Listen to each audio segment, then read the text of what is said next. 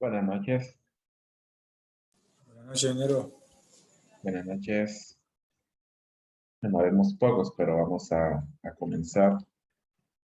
Y la verdad que ya estamos casi por terminar. Yo creo que entre hoy y mañana terminamos el contenido del segundo parcial. Mañana nos pondríamos de acuerdo. El examen creo que era ayer o ahora, pero pues va a ser para la otra semana. Entonces mañana nos ponemos de acuerdo. Vamos a continuar con contenido. Voy a empezar a proyectar. Me he olvidado poner a proyectar la computadora. Ahora sí. Vamos a continuar con contenido. Ya habíamos visto bastante de los elementos básicos de un circuito de refrigeración. Hemos visto principios de funcionamiento, termodinámica del circuito de refrigeración y vimos clasificación de evaporadores. Luego vimos condensadores. Ahí incluimos un poco sobre torres de enfriamiento. Y ahora pues continúa lo que es el compresor, que es el tercer dispositivo del circuito de refrigeración que vamos a ver. Hay muchos, bueno, mejor dicho, hay ciertos equipos de refrigeración que su nombre se debe pues al tipo de compresor del cual está construido.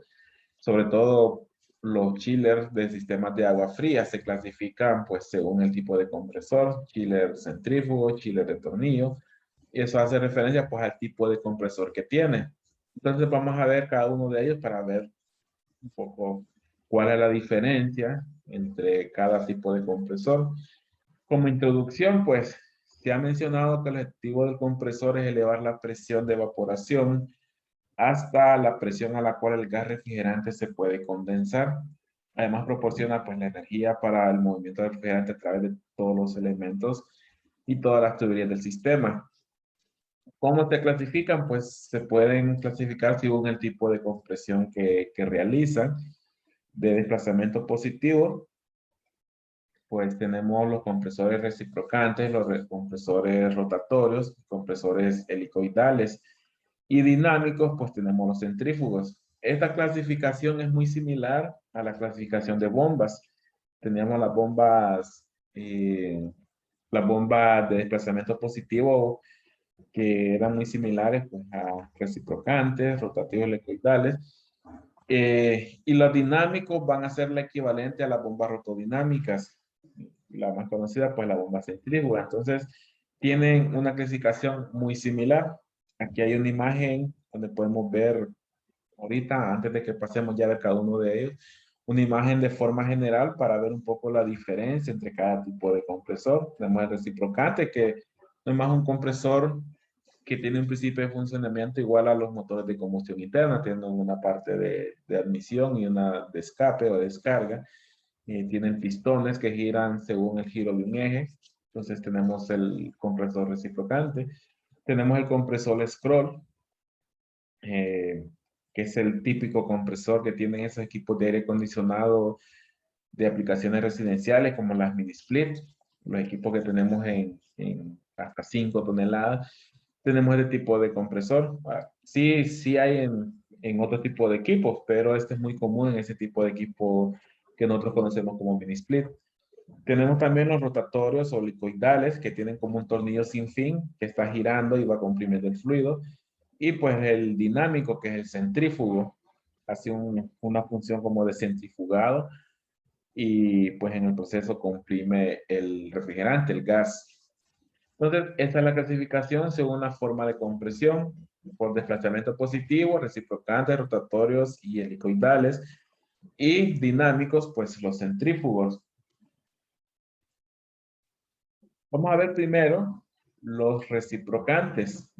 Su construcción, bueno, como lo mencionaba, es similar a los motores de combustión interna, a los motores automotrices, compuestos por cilindros, pistones, ejes, válvulas, sellos. Eh, bueno, el eje es accionado por un motor eléctrico.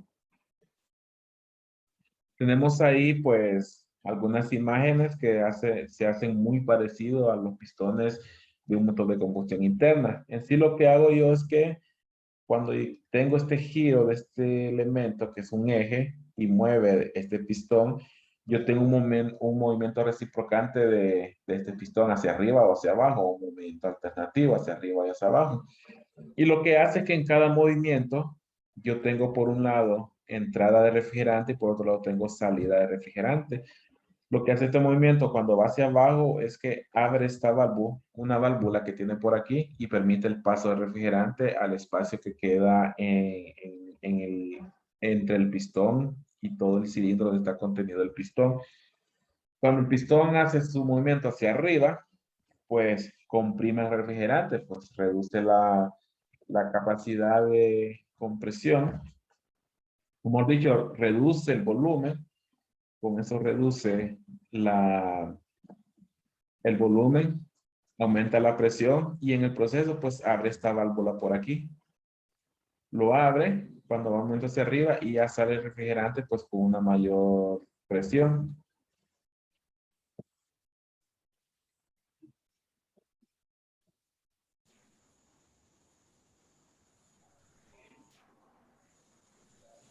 Sí, ya volvió. Buenas. Bueno, Aquí es que estamos, aquí estamos. estamos, ¿va? Se fue un momento la energía y se fue el internet, pero ya entró aquí el generador donde estoy trabajando, entonces vamos a ver que no se vuelva a cortar. Entonces, creo que sí podemos continuar. Lo que voy a volver a proyectar porque se había cerrado el Zoom.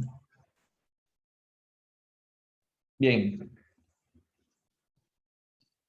creo que me quedé cuando estaba hablando sobre cómo comprime pues el compresor reciprocante. Estamos hablando que este pistón pues tiene un movimiento de ida hacia abajo y uno de ida hacia arriba. En el proceso, pues cuando va hacia abajo, abre una válvula que está por acá arriba y permite el paso de refrigerante al espacio que queda entre el pistón y el cilindro. Luego, cuando viene su movimiento hacia arriba, comprime el refrigerante, pues reduce su volumen, aumenta la presión, aumenta la temperatura y también abre una válvula que está por este lado y ahí ya propicia pues la salida del refrigerante. En cada movimiento lo que hace es que una válvula abre, pero la otra tranca. Entonces ahí hace el movimiento de que hacia abajo solo permite entrada y hacia arriba permite la salida. Y aquí pues podemos ver otra forma de ver el movimiento del refrigerante, nada más que color verde, como para representar un poco el refrigerante adentro del pistón. Entonces este movimiento es similar a los motores de combustión interna. Tal vez lo utilicemos para equipos pequeños, reciprocantes pequeños. Pequeño me refiero a capacidad de enfriamiento. Podríamos hablar de 20 toneladas, alrededor de 20 toneladas de refrigeración. Entonces, ahí tenemos algunas imágenes de cómo miraríamos un compresor. Bueno, en sistemas de amoníaco sí se utilizan reciprocantes de bastante capacidad. Entonces, realmente sí hay para alta capacidad, pero a nivel comercial sí serían motores pequeños o compresores pequeños. Entonces ahí tenemos algunas imágenes de tipo de compresor. Tenemos aquí el espacio donde está contenido los pistones que hacen el juego de entrada y salida del refrigerante. Luego pues lo mandan a mayor presión, comprimido, y eleva la temperatura y de esa forma pues lo podemos mandar a un condensador donde podemos evacuar el calor, pues elevamos la temperatura por arriba del espacio de los alrededores. Entonces esta es la forma de un compresor reciprocante. Luego tenemos los rotatorios o tipo scroll. Este tipo de compresor, el elemento compresor es, pues, valga el nombre, es rotatorio. Puede ser de tipo pistón rodante o de ala de rotatorios. Al final, pues, ahí está la imagen para poderlo ver a qué nos referimos con pistón rodante. Entonces, el primero de ellos, dentro de los compresores rotatorios y scroll, tenemos el pistón rodante, que es como un aro girando alrededor de un eje. Aquí lo que hacemos es que cuando, bueno, este aro o este anillo está de forma excéntrica, si lo vemos, está de forma excéntrica, quiere decir que hay un extremo pegado a la superficie exterior, bueno, que hay como un pasador o un resorte que permite separar los ambientes y tenemos otro espacio abierto. Entonces lo que hace este pistón cuando está girando es que así como está esta posición, yo tengo por aquí, bueno, por aquí tendría el punto de entrada al refrigerante. Así como está ahorita, está casi cerrado porque no tengo espacio más que este espacio que está aquí para que entre el refrigerante. Cuando este pistón está girando, como es excéntrico, va a llegar un momento que va a liberar este espacio. Cuando libera ese espacio, entonces él permite que entre el refrigerante y ocupe esta media luna que se forma en este punto. Cuando el pistón continúa girando, esa media luna se hace más grande. Se hace más grande y puede albergar más refrigerante. Pero cuando ya giró más y llega otra vez a la posición en A, vimos que ya este espacio de entrada se cerró.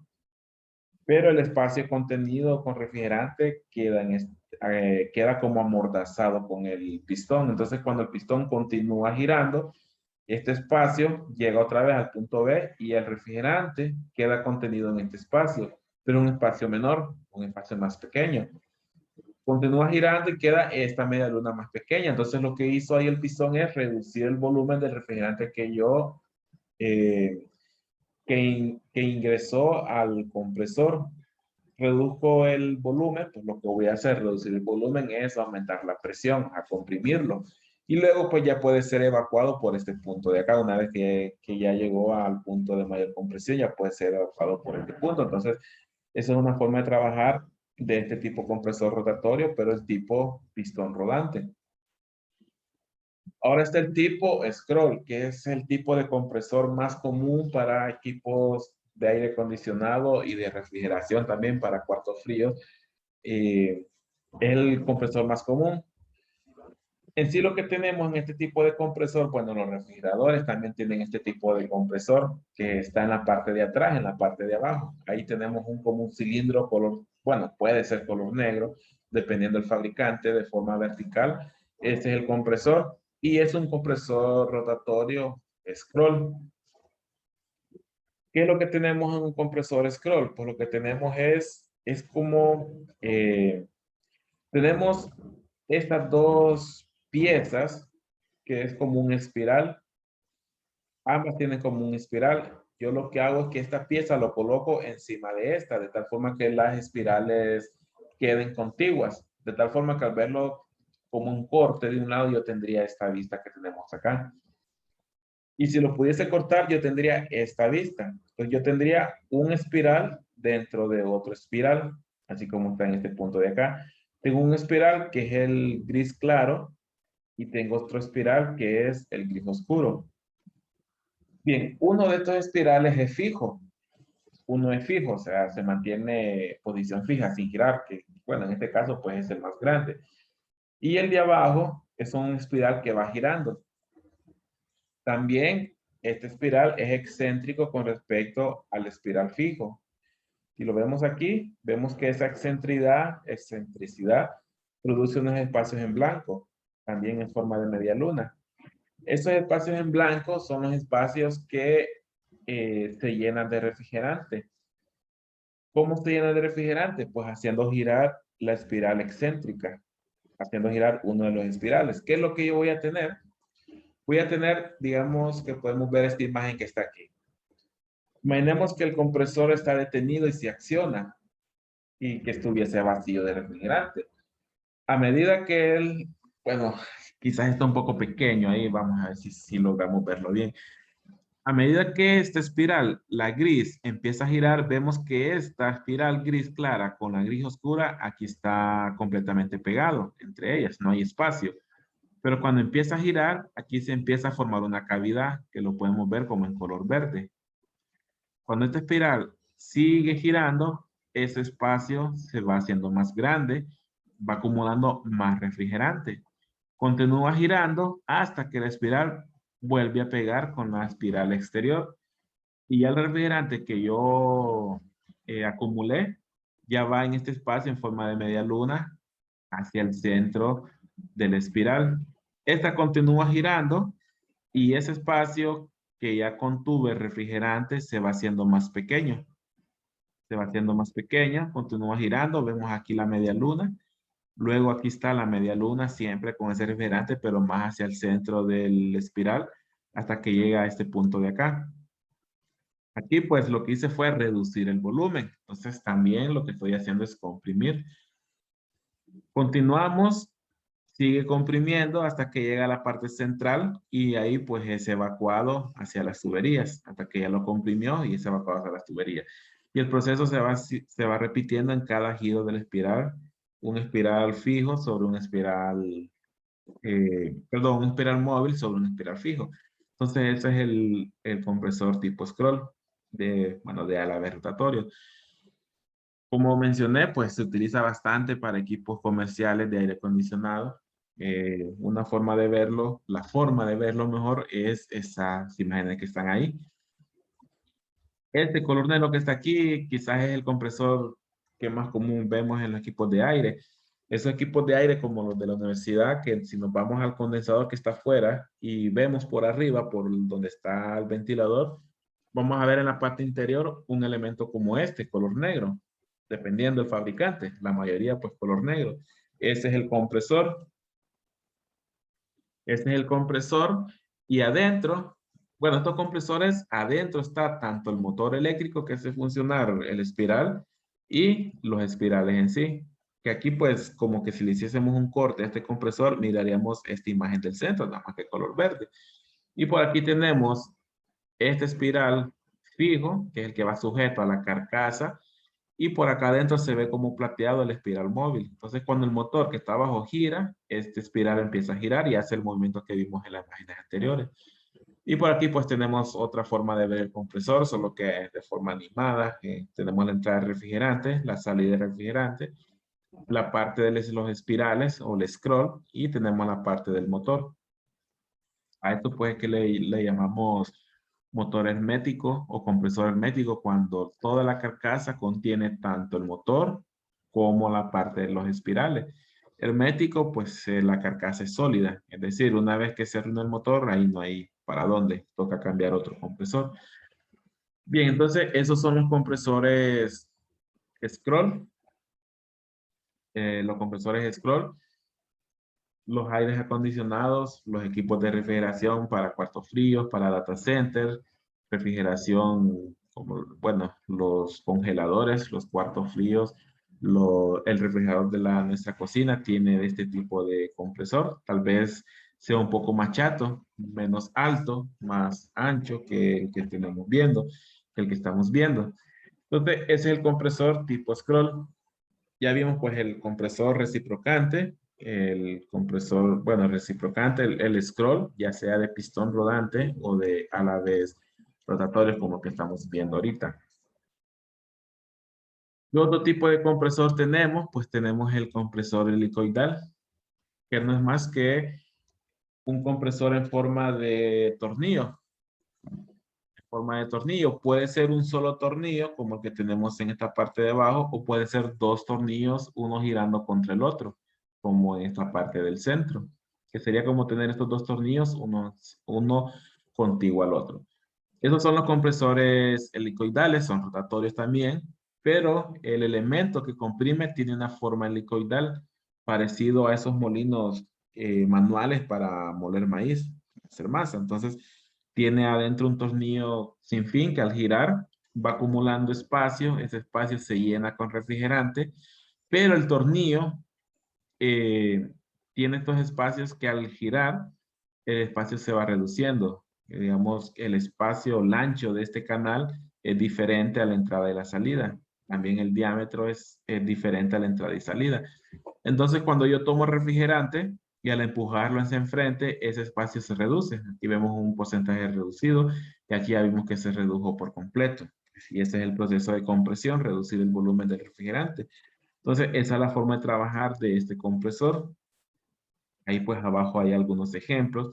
Que también este tipo de compresor se puede tener eh, similar a esta carcasa. Es muy similar, puede ser muy similar para equipos pequeños. Entonces es posible que el de tornillo sea un poco más ancho y menos alto que estos de espirales. Quizás es una forma de poderlos diferenciar. Luego pues tenemos abajo una imagen de un compresor tornillo, pero ya para altas capacidades, para equipos de refrigeración como los chillers, para sistemas de aire acondicionado. podríamos hablar de 200 toneladas de refrigeración, de hasta 550 toneladas de refrigeración. Podemos tener este tipo de compresor en equipos de refrigeración para agua fría. Aquí pues como muestra en algún laboratorio o escuela, un compresor desarmado. Tenemos en la parte del motor, de la bobina, y tenemos por aquí pues el tornillo. Nada más que aquí solo es de un tornillo, pero puede ser de dos tornillos como la imagen que mencioné en esta parte del centro. Bien, ¿qué otro compresor podríamos tener? Bueno, tenemos los centrífugos que hacen o es el equivalente a las bombas centrífugas. Consiste en uno más impulsores o rodetes, que en bombas lo llamamos impeller, de a la vez curvos montados en un eje que tiene un amplio uso de altas capacidades de refrigeración. Yo pues menciono bastante chiller y HVAC pues, porque es el área que yo me desenvuelvo. Entonces, en esta área podemos tener compresores centrífugos de desde 500, 300 toneladas hasta 2.000, 3.000 toneladas de refrigeración. Podríamos hacer de cuentas que un chiller de 2.000 toneladas de refrigeración o 1.000 toneladas de refrigeración, digamos, con eso pudiésemos enfriar un edificio como el del Banco Atlántida en el centro, con un solo equipo de refrigeración. Estamos hablando de equipos de capacidad alta en cuanto a aire acondicionado para este tipo de compresor. También en naves industriales, por la gran cantidad de refrigeración que tenemos, no podemos usar scroll porque los scroll llegan hasta cierta capacidad, hasta 150, entonces tocaría dividir demasiado la capacidad, entonces podemos pasar mejor a utilizar chillers centrífugos que podíamos dividir perfectamente en 2 o 3 equipos todo el acondicionamiento de toda una nave industrial. Entonces son de alta capacidad. Su funcionamiento similar a las bombas, tienen una succión por la parte central paralela al eje, luego choca con unos álabes y hacen cambiar su movimiento a forma radial. Entonces ahí hacemos el centrifugado. Sale por esta parte de acá, lo que es el impeller. Luego internamente, pues puede ser de varias etapas. Internamente cambiar otra vez hacia el centro y que lo agarre el siguiente impeller, como este que tenemos acá. En verde, pues está el flujo de refrigerante. Pues al ser dinámico, la dinámica del refrigerante interviene en la transferencia de energía, desde las velocidades que yo le doy al refrigerante, cambio su volumen, lo comprimo y pues ahí elevamos la presión. Entonces ahí tenemos un equipo, en este caso para aplicaciones de agua fría, de cómo es este compresor. Vemos aquí esa parte como cilíndrica, como un plato. Eso pues es el rodete. Entonces es una forma de identificar la diferencia entre los compresores. Vamos a ver desde el primero. Desde el primero vemos que el compresor reciprocante tiene la forma parecida a un motor de combustión interna. Luego vimos el scroll, que es puede ser como un cilindro angosto y alto para equipos pequeños, o puede ser, bueno, aquí no está, sí, puede ser de esta forma. También puede ser de tornillo, que puede tener la forma similar a la anterior, solo que más ancho y menos alto. Y en equipos grandes, normalmente ese compresor va de forma horizontal, como los dos que estamos viendo abajo. Esa es la forma de uno de tornillo. Y está el centrífugo, pues la forma del elemento que comprime está vertical, es un plato vertical. Y podemos identificar el equipo porque tiene toda esta parte como un plato. Luego tenemos la entrada de refrigerante y la salida de refrigerante por el otro lado. Entonces esta es una de las formas de identificar si es un compresor scroll. Bueno, en este caso si es uno centrífugo, si es uno de tornillo, si es uno scroll o si es uno reciprocante. Entonces ahí podemos ver las diferencias entre los tipos de compresores. Bien, esos son los tipos de compresores. ¿Qué elementos nos hace falta que estudiar? Pues nos hace falta que estudiar lo que es el dispositivo de expansión. Vamos a ver cómo nos quedamos, si falta todavía algunos minutos. El dispositivo de expansión, ya lo hemos estudiado, es el que se encarga de regresar la presión hasta alcanzar la temperatura de evaporación en el evaporador. Eh, Está entre el condensador y el evaporador. Bien, es el dispositivo de expansión y una de sus funciones pues es regular el flujo de refrigerante que entra al evaporador. También crea una caída de presión suficientemente alta, logrando que el refrigerante se enfríe hasta la temperatura de evaporación. Esas pues son dos de las funciones más importantes del dispositivo de expansión: reducir la presión y controlar el flujo de refrigerante. En sí, pues debe asegurar la cantidad de refrigerante que entra al evaporador, que ésta sea la misma que se provee al compresor. Debe entenderse que un dispositivo de control de flujo no es un control de presión. Él crea una caída de presión, pero no es para controlar presión. Para eso, pues hay válvulas reguladoras, reductoras de presión. Bien, ahí hay una imagen donde podemos ver la válvula, o mejor dicho, el dispositivo de expansión antes de entrar al evaporador. Crea una caída de presión suficientemente alta. Ya vimos que eso se da también lo suficientemente rápido, que no hay transferencia de energía, entonces las entalpías son constantes. Hace que el refrigerante entre ya en una zona de mezcla, en este caso, si es expansión directa, entra en una zona de mezcla al evaporador y propicia una evaporación más fácil o más eficiente. Cuando él dice que calcula la cantidad de refrigerante, él se refiere a la cantidad de refrigerante que yo necesito de acuerdo a la capacidad de enfriamiento que yo necesito. Ya vimos en algún momento el ejemplo, creo que trataba sobre un ejemplo de un equipo de 10 toneladas de refrigeración. Esas 10 toneladas, pues que son lo mismo que 120,000 BTU hora, equivalen a una cierta cantidad de flujo másico, como lo vimos también en las ecuaciones, equivalen a una cierta cantidad de flujo másico. Ahora bien, ¿qué pasa? Esas 10 toneladas, como lo hemos aprendido en aire acondicionado, que no sé si ya llega, bueno, no sé si ustedes ya llevaron aire acondicionado, y no recuerdo si carga térmica se ve en el primero o en el segundo parcial, pero ahí para calcular la carga uno define ciertas condiciones de trabajo, y una de ellas es pues considerar las condiciones más críticas de generación de calor. Digamos, consideramos que el edificio tiene la cantidad de personas. Si es un edificio para 20 personas, pues la carga térmica la vamos a calcular pensando en que van a estar 10, 20 personas ocupándolo. Que si la iluminación va a estar encendida, que si los equipos van a estar generando calor y que si es el día más caliente, a la hora más caliente del año. Y nos dieron 10 toneladas. Y para eso yo necesito cierta cantidad de flujo másico para evacuar esas 10 toneladas de refrigeración. Pero ¿qué pasa cuando hay carga baja? Digamos que en lugar de 20 personas solo hay 5, que es temporada tal vez no la más caliente del año, sino que es temporada algo fresca, ya como por noviembre o diciembre, o que no todos los equipos están encendidos, que la iluminación está apagada. Entonces yo no voy a necesitar esas 10 toneladas en ese momento, posiblemente solo utilice 7 toneladas o utilice 5 toneladas de refrigeración. Entonces, el flujo másico que yo calculé para 10 toneladas, ya no voy a ocupar la totalidad del flujo másico. Yo podría utilizar menos flujo másico para extraer el calor. Como es menos, yo ocuparía menos refrigerante. Pero, ¿qué va a pasar con la evaporación? Nosotros sabemos que tenemos que llegar a un punto A donde se convierte en vapor saturado y luego darle un poco de sobrecalentamiento.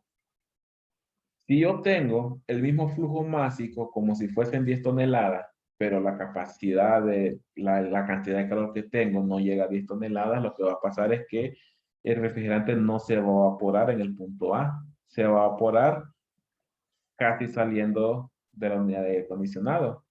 Y no le voy a poder dar el sobrecalentamiento que yo necesito, o sea, le voy a dar menos sobrecalentamiento o nulo sobrecalentamiento. Eso me indica que tiene mucho refrigerante debido a carga baja. ¿Qué es lo que hace este dispositivo de expansión? Él internamente está abriendo o cerrando dependiendo de la carga que yo tengo en el sistema. Ahorita así como hablé, como lo mencioné, que yo calculé mi equipo para 10 toneladas, pero en determinado momento solo ocupo 5, lo que va a pasar es que el refrigerante no se va a evaporar en el punto que yo necesito, en el punto A. Se va a evaporar más ya casi saliendo de la unidad. y no voy a poder sobrecalentar. Entonces el dispositivo de alguna forma monitorea ese sobrecalentamiento. Si no logro sobrecalentar, significa que tengo mucho flujo másico. Entonces ella va a cerrar, va a permitir pasar menos refrigerante. Si pasa lo contrario, imaginemos que nosotros calculamos nuevamente nuestro equipo para 10 toneladas, pero por alguna razón nos equivocamos y era para un poco más, para 10 toneladas, para 12 toneladas, perdón. Lo que va a pasar es que el flujo másico es menor y se va a evaporar antes de llegar al punto A. Y el recorrido para sobrecalentamiento va a ser mayor, es decir, que va a salir con un mayor sobrecalentamiento. Nuevamente, la válvula va a monitorear ese sobrecalentamiento. Y como es un sobrecalentamiento máximo, lo que va a pasar es que la válvula va a abrir para intentar dejar pasar más flujo másico y tener más capacidad de extraer calor y hacer que el refrigerante se evapore en el punto A y lo demás sea sobrecalentamiento. Aquellos grados que vimos en el primer parcial, que no recuerdo cuánto era, pero digamos 5 grados de sobrecalentamiento o 10 grados de sobrecalentamiento. La válvula monitorea ese sobrecalentamiento. Y en lugar de 10 grados, solo le está propiciando 5 grados de sobrecalentamiento, va a significar que tengo mucho flujo másico y ella va a cerrar. Pero si el sobrecalentamiento se dispara y en lugar de 10 tengo 15, ella va a identificar que tengo poco refrigerante y entonces la válvula va a abrir y ahí va a estar pues en ese juego, abriendo y cerrando dependiendo de la carga para proveer el flujo de refrigerante requerido. Si digamos que por más que abra la válvula, perdón, no se logra, por más que abra el sobrecalentamiento, se mantiene muy alto, eh, o se mantiene muy bajo o muy alto, ella lo que va a pasar es que como no logra ni sacar mucho calor o el flujo másico nunca logra hacer lo que necesita, puede pasar de que esté muy subdimensionado el sistema. O puede pasar que haya tan baja carga que ni aún fluctuando logre el sobrecalentamiento deseado. Entonces, en esos momentos lo que hace el sistema es que mejor acá apaga el compresor. Y ahí es donde nosotros llamamos algo que se llama ciclar, que es cuando el compresor allá afuera mejor se apaga.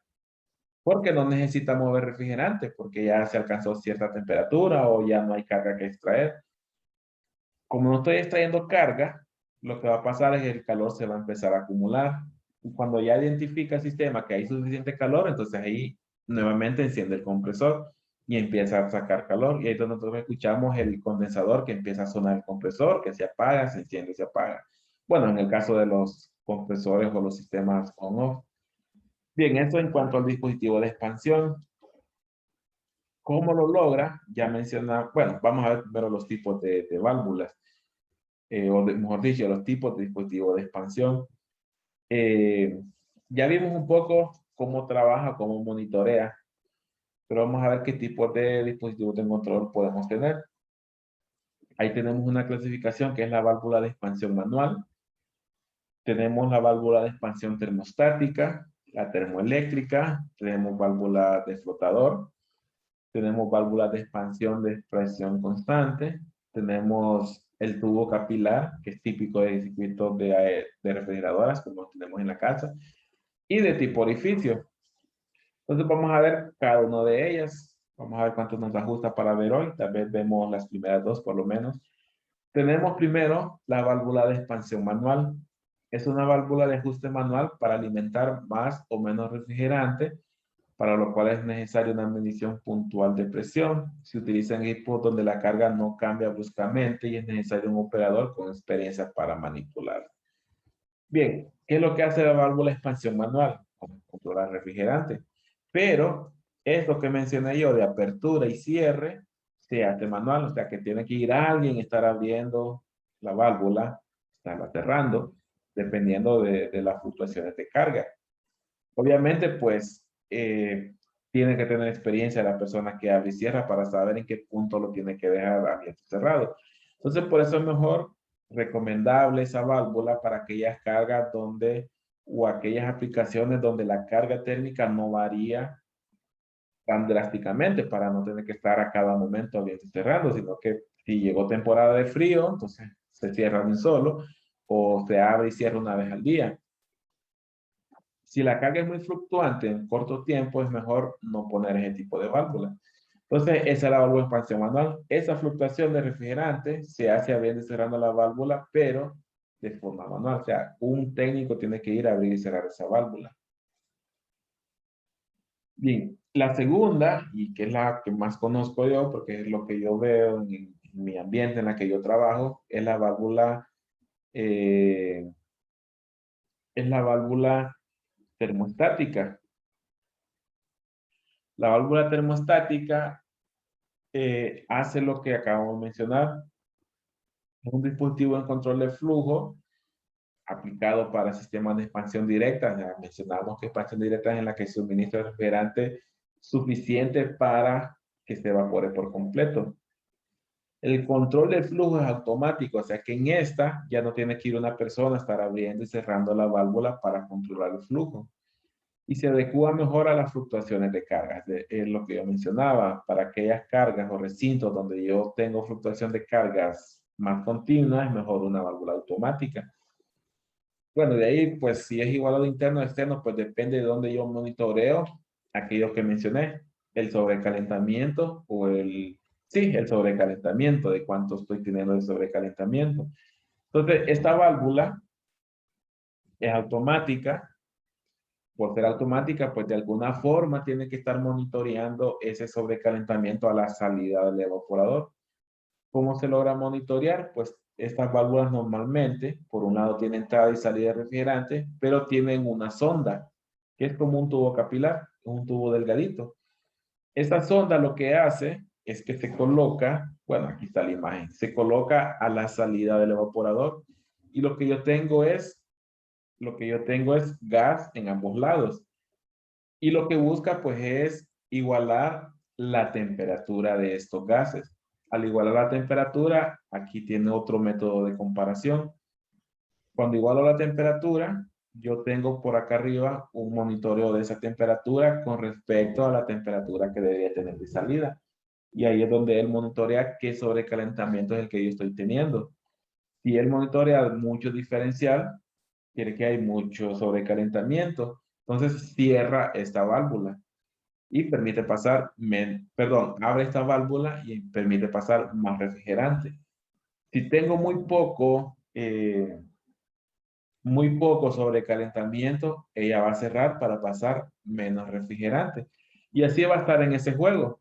Va a estar haciendo el análisis, igualando temperatura de salida, lo compara con la temperatura que debería tener, que es lo que nosotros hacíamos de hacer aquella resta de qué temperatura tengo real, menos la temperatura que debería tener si fuese saturada. Y ahí pues va monitoreando. En este caso pues está calibrada para monitorear que siempre haya 10 grados Fahrenheit de diferencia entre el sobrecalentamiento y la temperatura de saturado. Y dependiendo de esa diferencia, ella está abriendo y cerrando esta válvula que tenemos por aquí. Entonces esta es la válvula de expansión termostática o BT, según las iniciales en inglés. Bien, vamos a ver si logramos terminar dispositivos. Bueno, esa es una imagen para ver cómo es esa válvula. Tenemos por un lado la entrada y salida de refrigerante y tenemos esta sonda. Y este bulbo es el que se coloca a la salida del evaporador. Se coloca contra el tubo, entonces están en contacto directo tubo con tubo o tubo con el bulbo. Y ahí pues mediante esta sonda está monitoreando la temperatura que yo tengo a la salida y acá adentro hay un método de comparación que lo que hace es subir y bajar este resorte que está aquí y en ese proceso pues permite la entrada y salida de más o menos refrigerante. Algunas imágenes ahí pues para ver más sobre este tipo de válvula donde se coloca el método para poder comparar a qué temperatura estoy saliendo. Luego tenemos la válvula de expansión termoeléctrica. Hace lo mismo que el anterior, pero en el anterior yo tengo un dispositivo que tiene un refrigerante adentro también. Y este podríamos decir que es un dispositivo mecánico. Pero la termoeléctrica lo que tiene es un dispositivo electrónico. Un dispositivo electrónico, pues podríamos decir que es una electroválvula que abre y cierra mediante una señal que le envía un sensor. Un sensor que pues, tiene que estar midiendo la temperatura del refrigerante. Y al estar midiendo la temperatura, pues hace la comparación con la temperatura que debería tener y ahí es donde ya modula la válvula. Abre y cierra dependiendo esta señal eléctrica que le están mandando. Entonces, es lo mismo que el anterior, nada más que el actuador no es un actuador mecánico, sino que un actuador eléctrico. Hay otro tipo de válvulas que son el de un flotador. Obviamente, pues este ya no aplica para sistemas de expansión directa, sino que aplica para aquellos evaporadores inundados. Lo que tenemos en un flotador, que es como un saco, como en los sanitarios, que se mueve o pivotea según el nivel de refrigerante que yo tenga aquí. Entonces, si tiene mucho refrigerante, él sube y cierra una válvula que está por este punto. O si tiene poco refrigerante, baja y abre una válvula que tiene por este punto. Entonces, ahí propicia la entrada de más o menos refrigerante. Esto, pues, para chiller, se utiliza para chiller o aquellos equipos inundados, como vimos al inicio. Y luego creo que esta es la última. No, faltan dos más.